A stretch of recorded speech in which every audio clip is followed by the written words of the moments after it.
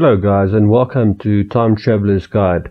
I'm your host, JP. Please join me tonight or today as I travel through time and we visit an old South African legend, Paul Kruger or Paul Kruger or Paul, like referred to in Afrikaans. This is going to be a difficult video to make because it's way too much to put into a short video, but I'm going to try to give you some facts about this legend of a man, whether you like him or not. I'm quite impressed by Paul, I'm going to give you a few details about him, and you can make up your own mind. Before we get into the details, guys, please remember to like, share and subscribe, and remember to hit the bell to remind you of future uploads that I will bring out. Okay, so Paul Kruger was born in the Cape Colony of South Africa in 1825 in October. He died on the 14th of July 1904 in Switzerland.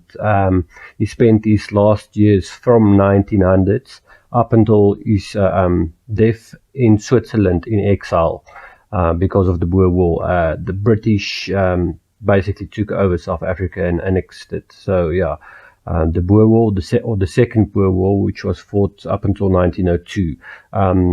Paul Kruger actually went to Europe to get assistance, or try to get assistance for the Boer people in Europe, in Netherlands, Switzerland, Germany, and so forth. He tried to get allies in those countries to assist us, or the Boer people at that stage. But it was a bit late, unfortunately. The battle was just about over at that stage, and he couldn't return. He had to spend his time in exile.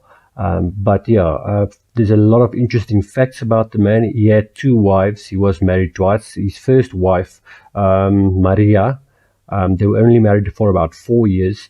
They had one child, but his wife and his child passed on due to a fever of some kind. He did marry a second wife, Gesina was her name. She lived up until 1901, if I'm not mistaken, and they had 17 kids, if I'm reading this correctly. Those times there was no television. A few facts you might not know about Paul Kruger. He actually was 11 years old when the Great Trek or Groot Trek was taking place. This was basically the Afrikaner or Boer community moving up from KwaZulu-Natal to the Transvaal area, before they formed the Orange Free State and the Transvaal or Suid-Afrikaanse Republic. So he was part of that. He was only 11 years old, but he was actually involved in a battle, the Battle of Vegkop. He was 11 years old, and the children and the women actually loaded guns while this battle took place. There was only about 40 fighting men on the Afrikaner or Boer side, and about 4,000 to 6,000 Matabele, if I'm not mistaken, warriors attacked him. The attack was unsuccessful, which is that's amazing odds, to be honest with you. That's quite an interesting bit of information. He was actually involved in the Groot Trek or the Great Trek to get out from under British rule. There's many reasons for this. If you look at the British history books, they'll tell you it's because of the Afrikaner people being upset about slavery, but it was not just about that. The British basically wanted there to be no slavery, and the Afrikaner communities had actually agreed to this, which is why they let them exist in relative peace up until the First and Second Boer Wars. There's that. Look, they were an extremely religious group, the Afrikaner or Boer community in those days. I would say that the way I understand is, okay, Kruger didn't have a formal education, but they were the type of people, they were extremely faithful. to their God and to their Bibles. They literally knew the Bible from the start to the finish. They could practically recite the whole Bible when asked to do so. And actually, when they were busy with the Great Check, when they stopped, they basically put up temporary schools or classrooms with reeds and grass and so forth. And those of the checkers or Boer people that were most qualified or educated basically took turns in educating the children. So there was a form of education.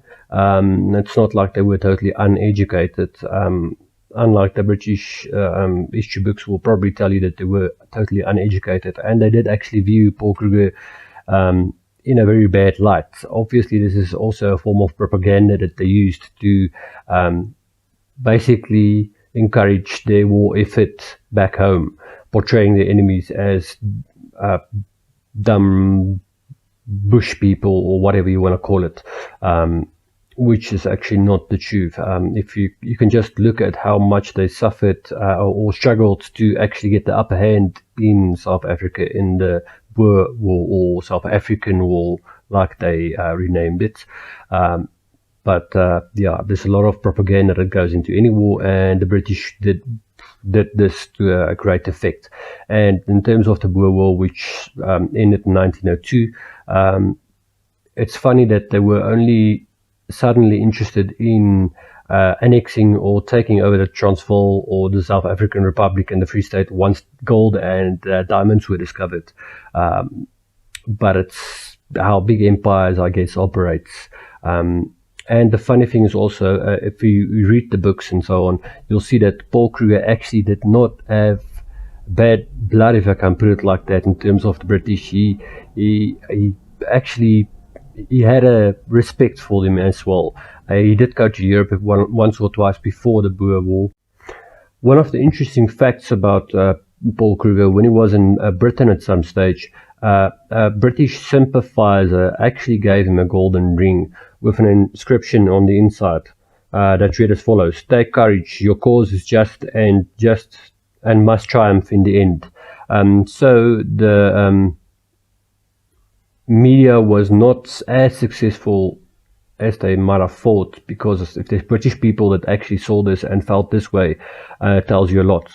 And allegedly, Paul Kruger wore this ring until the day of his death, which says something as well. Now, to get into the man's character, to explain to you what type of man Paul Kruger really was, in, I think it's 1845, Paul Kruger went hunting. He was still very young at this stage.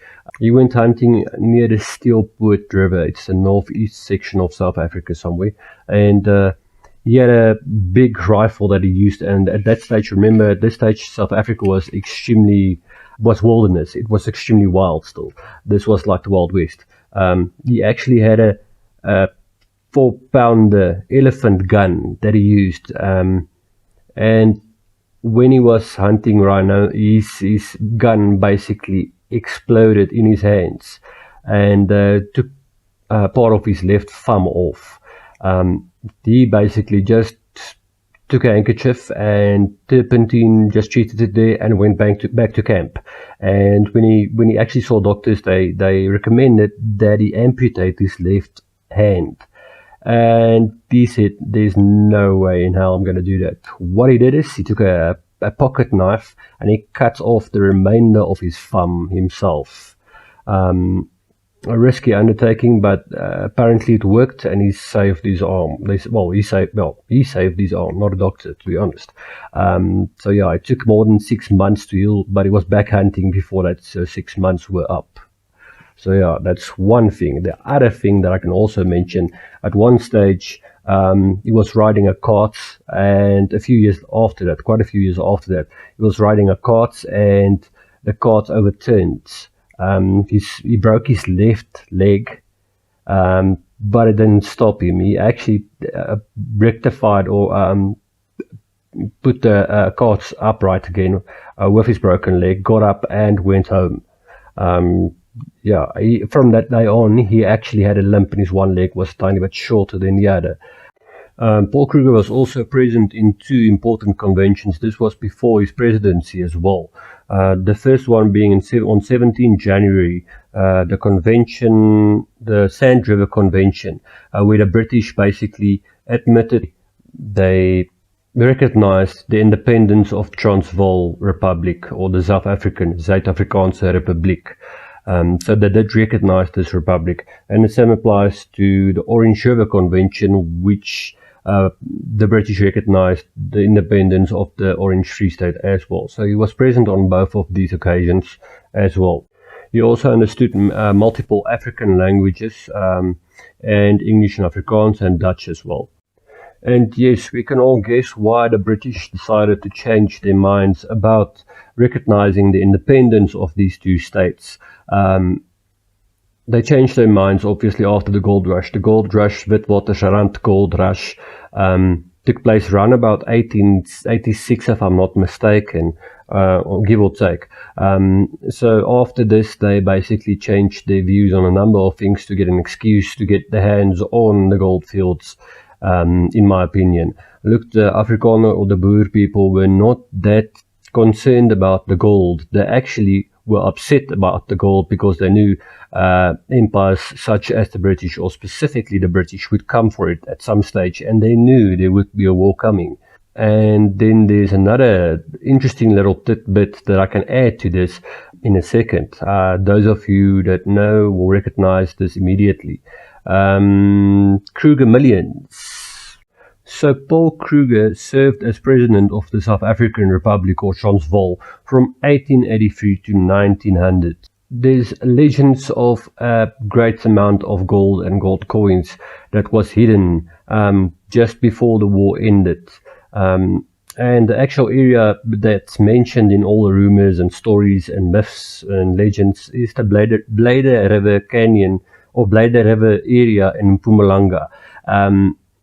It's said that this gold stash could be worth as much as $5 billion US dollars in today's terms. No one's ever found it. There's been a few rumors that people did, but no one ever did. It's said that this gold stash still exists today and it's missing. Yeah, so if you feel like treasure hunting, yeah, maybe that's something worth investigating. Another thing about Paul Kruger that I think very few people actually know, he actually insisted and believed that the earth was flat until the day of his death. But if you really think about it, you can excuse him for that, because I think there's a lot of people actually today that still believe this, believe it or not. Yeah, so it was a while back, keep that in mind as well. But yeah, the thing is with information like this or people like this, it's something that I don't think would be really taught to our kids in school, especially in South African schools, that much anymore. I might be mistaken, but I doubt it very much. Another problem I have with democracy, but that's my issue. Yeah, but in my opinion, this is a very valuable bit of our history, and it's something that if we want our kids to know about it, we're going to have to teach them ourselves. Look, our government is not going to do it, and I think it's something, a part of history that needs to be known and needs to be taught to our kids and needs to be preserved for the future. It's a very interesting part of history, and it's something worth guarding. Yeah, but guys, I appreciate all of you that's watching, and I hope you have a great day or night. And remember, hit the bell, subscribe, like. Thanks and goodbye.